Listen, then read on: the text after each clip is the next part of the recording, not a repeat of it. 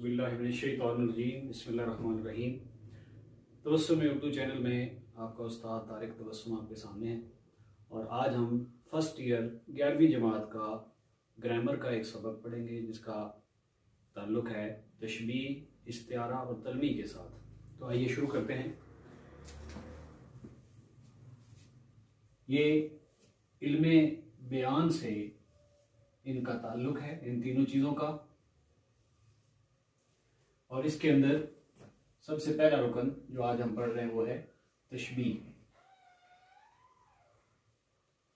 तशबीह का लफ्ज़ी मानी सबसे पहले ये देखना है कि अरबी ज़ुबान का लफ्ज़ है।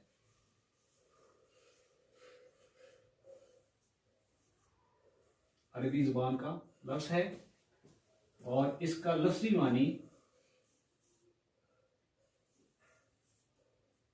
मानिद करार देना है। मानिद करार देना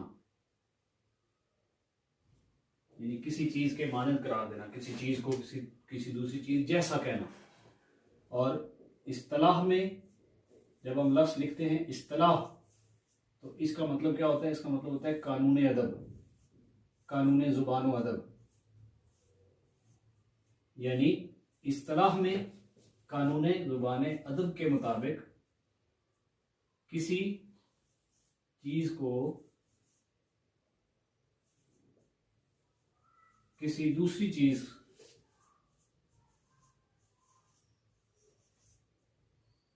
के साथ मुश्तरिक सिफात की बुनियाद पर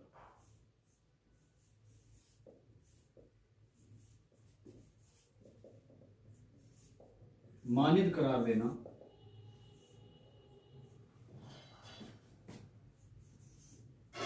तशबीह कहलाता है।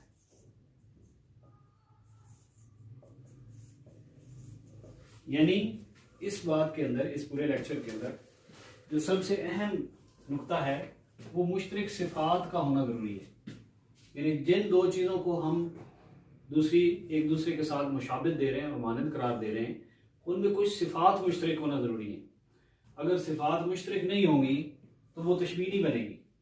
तो सबसे पहले इस चीज़ को आपने फोकस रखना है कि मुश्तरिक सिफात की बुनियाद पर। मिसाल के तौर पर हम मिसाल देते हैं। मिसाल है कि मेरा बेटा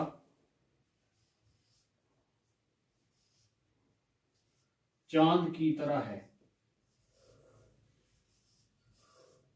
तो अब यहां आप देख रहे हैं कि बेटे को चांद से तशबीह दी है, बेटे को चांद से तशबीह दी है, और इन दोनों के दरमियान सिफत भी मुश्तरक है और वो क्या है? खूबसूरती है। तब ये तशबीह बनी। यानी तशबीह देने के लिए ये ज़रूरी है कि दो अरकान जो के दरमियान मुशाबित भी हो, तब हम तशबीह दे सकते हैं। इससे आगे हम चलते हैं। यहाँ तक इसकी तारीफ मुकम्मल हो गई। अब इसकी तफसील में जब हम जाएंगे तो इसके अराकीन को हम ज़ेर बहस लाएंगे। तो तशबीह के अराकीन, अरकान तशबीह, अरकान तशबीह 5 हैं, जिनमें सबसे पहले होता है मुशब्बा। और मुशब्बा क्या है? जिसको तशबीह दी जाए। अब यहां सिर्फ मैंने को लिख दिया, जिसको तशबीह दी गई, आप इससे समझ जाएंगे इससे मुराद है कि जिसको हम तशबीह दे रहे हैं। और वो यहां पर क्या है? बेटा है जिसको हम तशबीह दे रहे हैं। एक रुकन पूरा हो गया। दूसरा है मुशब्बा बिही। इसको खड़ी जेर, जैसे हम सल्लु अलैहि व आलिही पढ़ते हैं तो उसमें खड़ी जेर होती है, तो ये यहाँ पे खड़ी जेर है। तो मुशब्बा बिही जिससे तशबीह दी जाए। अब मैं सिर्फ से लिख रहा हूं, उसका मतलब आप समझ जाएं कि इसका मतलब है जिससे तशबीह दी जाए। और यहां हम जिससे तशबीह दे रहे हैं वो क्या है? चांद। इसका तीसरा रुकन हरफे तशबीह। हरफे तशबीह क्या है? वो हर्फ जो तशबीह देने के लिए इस्तेमाल हो। जैसा कि यहां पे जो हर्फ इस्तेमाल हुआ है वो की तरह है। चौथा रुकन वजह शिबा। वजह शिबा या वजह शुबा, पेश भी पढ़ते हैं इसको, जेर भी। ये क्या है? ये मुश्तरक सिफत है जो इन दोनों के दरमियान पाई जाती है, जिस सिफत की बुनियाद पर इनको तशबीह दी गई है। वो क्या है यहाँ पर? वो खूबसूरती है। और पांचवा रुकन जो है वो गर्ज़ तशबीह है। अब उसको यहाँ पे मैं लिख देता हूँ। गर्ज़ तशबीह पांचवा रुकन है, और ये यहाँ जाहिर नहीं की गई गर्ज़ तशबीह, कि वो मकसद है जिसके लिए तशबीह दी गई। और हमारा यहाँ पे बेटे को चांद से तशबीह देने का मकसद क्या था? मोहब्बत का इज़हार था। तो इस तरह से ये 5 अराकीन, 1 मुशब्बा, 2 मुशब्बा बिही, तीसरा हर्फ तशबीह, चौथा वजह शिबा, और पांचवा गर्ज़ तशबीह, ये 5 रुकन मिलकर एक तशबीह मुकम्मल हुई। अब हम चलते हैं इस्तिआरा पर। इससे अगला मरला है इस्तिआरा।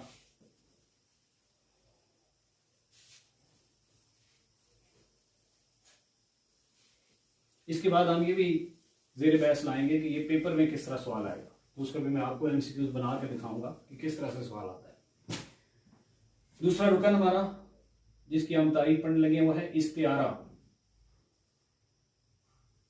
इस्तिआरा का ये भी अरबी ज़बान का लफ्ज़ है। एक तो ये बात हर एक के लिए याद रख लें कि अरबी ज़बान के अल्फाज हैं ये सब, और इसका लफ्ज़ी मानी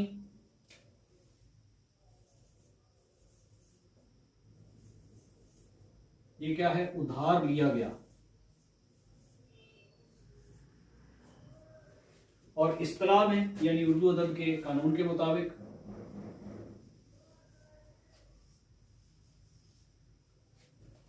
किसी लफ्ज़ को या किसी लफ्ज़ के लिए किसी दूसरे लफ्ज़ के मानी या किसी और चीज के मानी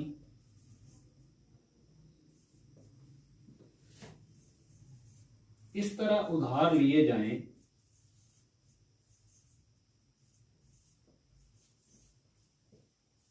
कि उसमें तशबीह का ताल्लुक हो।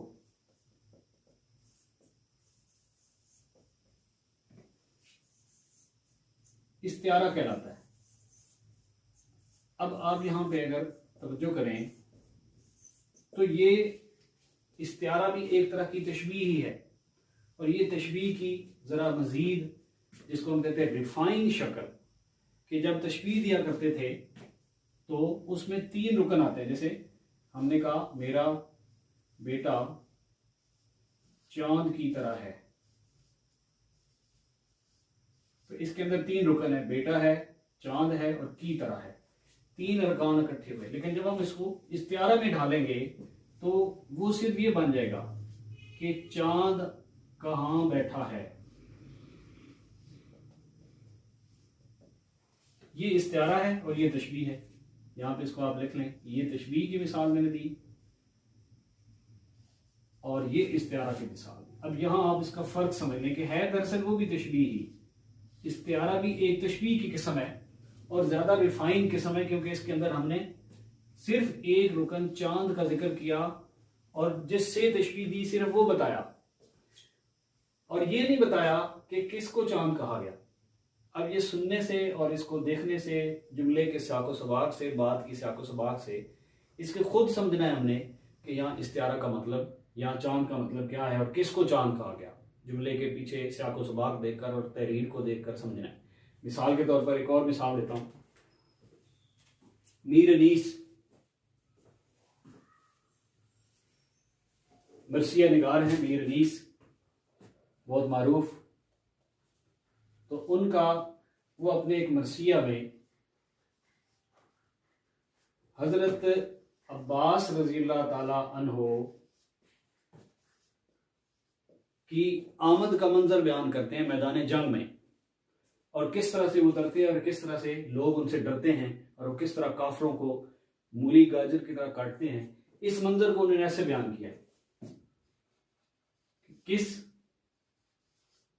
शेर की आमद है कि रन कांप रहा है, ये मिसरा है, एक मिसरा काफी है मिसाल समझने के लिए कि कौन वो शेर है जो मैदान जंग में उतर है और उसको देखकर मैदान जंग यानी रन मैदान जंग कांप रहा है। तो अब यहां नहीं बताया गया कि शेर कौन है, बात की गई कि किस शेर की आमद है। ये हमने खुद समझना है कि यहाँ शेर से मुराद जो कि मरसिया में इससे पहले हजरत अब्बास की रवानगी का वक्त दिखाया गया, मंजर दिखाया गया, तो यहाँ मुराद हजरत अब्बास हैं। तो इस तरह से इस्तिआरा एक खूबसूरत तरीके से बहुत ही बारीक बीनी के साथ और बड़ी ही मानी खेज किस्म की तशबीह होती है, जिसकी तारीफ जो है वो मैंने ऊपर बता दी। अब इसके अरकान, इसकी भी रुकन 3 है। यहाँ पे हम इसके 3 रुकन लेके आते हैं नीचे।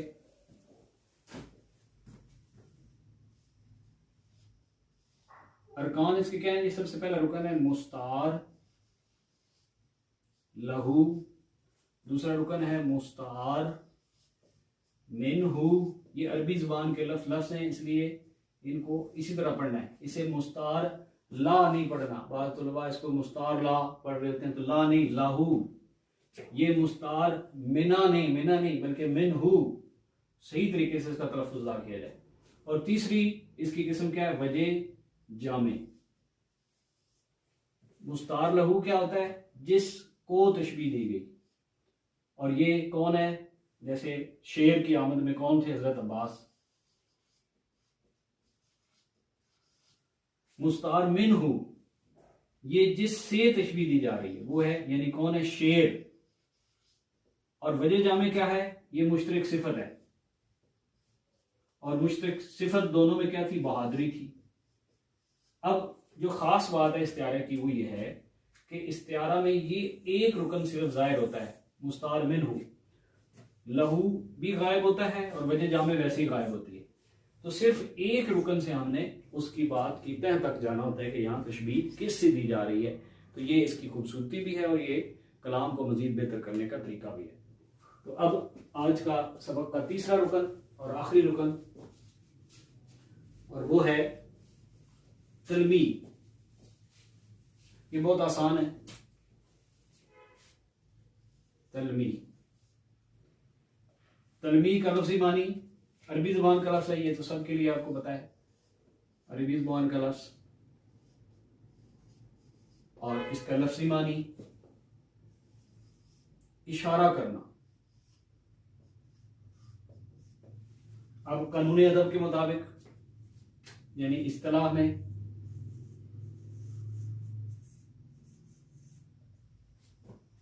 चंद लफ्जों में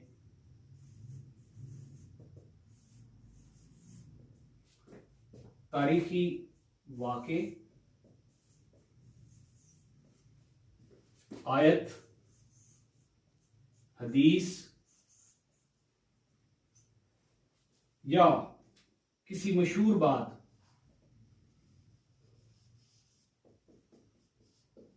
किस्सा कहानी की तरफ इस तरह इशारा करना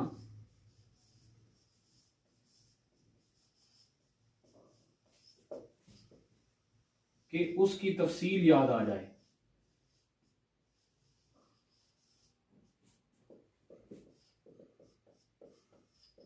तलमी कहलाता है।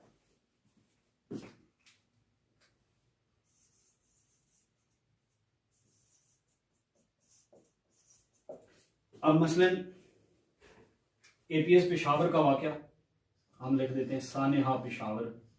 तो इस 2 लफ्ज़ों से हमें 16 दिसंबर को पेश आने वाले उस पूरे वाक़े की तफसील याद आ जाती है। तो ये हो गया। इसी तरह से हम आबे हयात लफ्ज़ लिखें तो हज़रत खिज़र अलैहिस्सलाम का किस्सा याद आता है। हम अगर चाहे यूसुफ लिखें तो यूसुफ अलैहिस्सलाम के भाइयों ने जिस तरह से उनको कुएं में फेंक दिया था वो किस्सा याद आता है। तो इस तरीके से किसी एक लफ्ज़ से 2 लफ्ज़ों में या एक जुमले के अंदर मुख्तसर तरीन तरीके से किसी इशारे, किसी तारीखी वाक़े या किसी बात की तरफ इशारा ऐसे करना कि वो पूरी तफसील याद आ जाए, ये तलमी कहलाता है। तो अज़ीज़ तलबा तलबात, हमारा आज का लेक्चर इख्तिताम पज़ीर हुआ। इसमें हमने तशबीह, इस्तिआरा और तलमी को पढ़ा। इनमें MCQs कैसे बनते हैं, यहाँ एक सवाल एक मिसाल के तौर पर मैं दे देता हूँ और इसके साथ ही हम आज के इस लेक्चर को इख्तिताम करेंगे। कि कैसे ये पेपर में सवाल आ सकता है एमसीक्यूज की शक्ल में। मसलन कोई भी इनमें से वो पूछा जा सकता है तशबीह के अरकान कितने हैं, और इसके नीचे अलिफ बे जीम दाल 1 2 3 5, तो यूं दुरुस्त जवाब क्या होगा? 5 होगा, ये वाला। इसी तरीके से कोई भी इस्तिआरा से सवाल आ सकता है कि इस्तिआरा में कौन सा रुकन नुमाया होता है, तो वो हमने पहले उसमें पढ़ा। जैसे अलिफ बे जीम दाल है, तो हमने उसमें देखा कि वहां कौन सा ज़ाहिर होता है? मुस्तार मिन हु नुमाया होता है, ये नुमाया होता है। इसके अलावा यहाँ जो भी ऑप्शन होगी वो गलत होगी। तो इस तरीके से किसी भी इन तीनों तारीफों में से कोई भी एमसीक्यूज बन सकता है। तो यूं आपने इसको अच्छी तरह तैयार भी करना है। जितनी तफसील के साथ आप तारीफ को याद कर लेंगे, कहीं से भी एमसीक्यूज बनेगा आपको आता होगा। तो इस तरह से आज का ये लेक्चर का काम पजीर हुआ। बहुत शुक्रिया। अल्लाह हाफिज़।